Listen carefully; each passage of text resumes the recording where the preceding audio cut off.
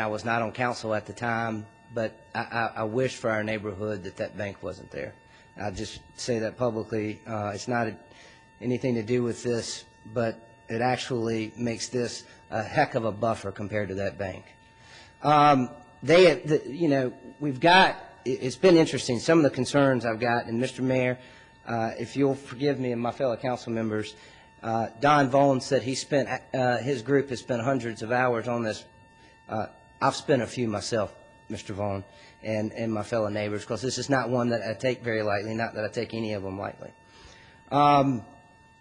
I'd like to also commend Charlie Brummett and Betty Cohn and the group over there. Charlie has had the pleasure of talking to me numerous times, and I just appreciate people stepping up in their neighborhood and communicating with their fellow council members. I used to complain about not being communicated to, and I certainly have been communicated numerous times in this regard. I have heard a little bit about attitude, and I'm going to make this comment more so not about this case, but things that we're going to see as council members coming forward. Developers are frustrated because we passed the protest petition. They're frustrated because it's not as easy. You've got to have more support from council versus what we've had in the past. And I think it's tough if you've been doing a business for 20 or 25 years to change that. Neighbors are stepping up more, and it's frustrating. And in what I've seen in this case and what I've heard, and I did talk to Mr. Stratton earlier today, as many of you know, I just got married December 19th, and before I could get married, I had to work on my tone and delivery. My wife finally agreed to marry me once I figured out tone and delivery, exactly what she meant.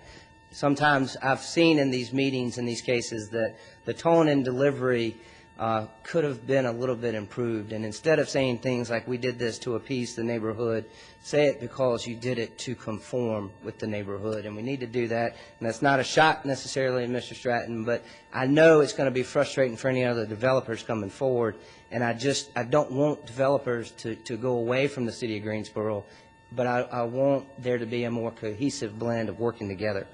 And so with that, folks, I'll tell you, I am in support of this project, not only as a city council representative for District 3, which is the district of this, because the work, because what I've seen in the neighborhoods of this neighborhood of Browntown and Fountain Manor, and my neighborhood, which is Newland, which is adjacent to, or very close to this property, listening to Mr. McClement, Mr. Reidinger, Charlie, and the group, I think this will be a good buffer for this neighborhood, and I hope that you will vote in favor of this, not only because it's the right thing, but because it will help my neighborhood.